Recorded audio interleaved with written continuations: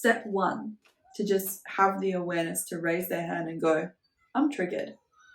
That's step one of the tool that we're going to go through today.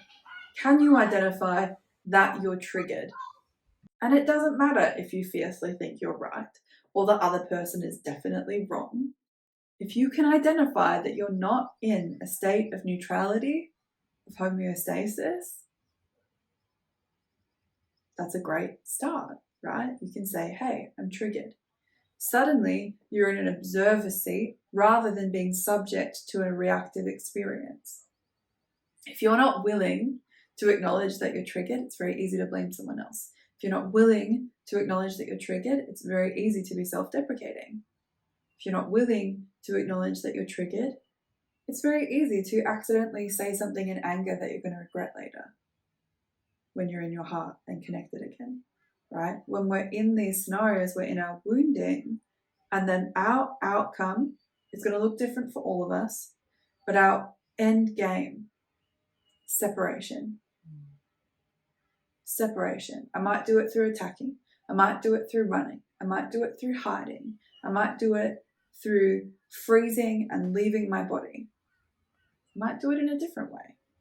But your end game is separating.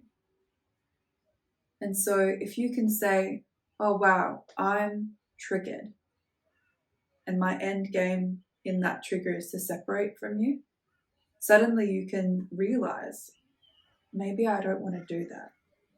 And so what I said to my client yesterday was, Claire and I have a game that we play. It's a way that we operate in our relationship, right? And we'll say, are you separating or connecting with me right now? Are you gunning for separation or connection?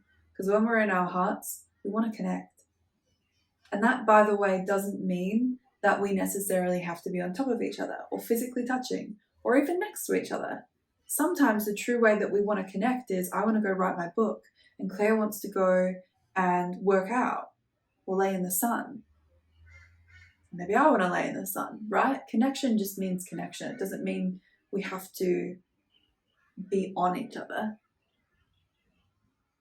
But it's different, because it's not like I'm walking out right now with an energy of fuck you. It's me walking out right now with an energy of, oh wow, I'm really excited to go write.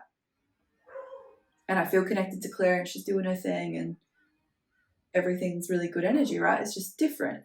It's neutral. I'm not now triggered that Claire's in the sunshine, because how dare she enjoy herself when I'm upset, right? So if that's step one, acknowledge that you're triggered.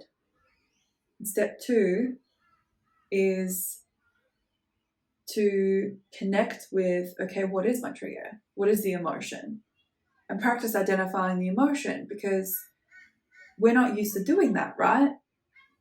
At least I wasn't. I was used to suppressing my emotion. And I think it's fairly safe to say that it's common for a lot of people in our current society to be used to suppressing emotion, to be used to being under control and being polite, being under control and being professional, being under control and expressing your emotion at the appropriate time, which for most people is in the bottom of a shower or when you're alone in a toilet cubicle or when you're just with that one person that you feel safe with, who often won't necessarily actually support the root cause of what's going on. But that's a whole other conversation, right? About how we can enable each other to stay in our wounding, support each other staying there, which again, that's not a personal attack. I've done it and a lot of us don't know better.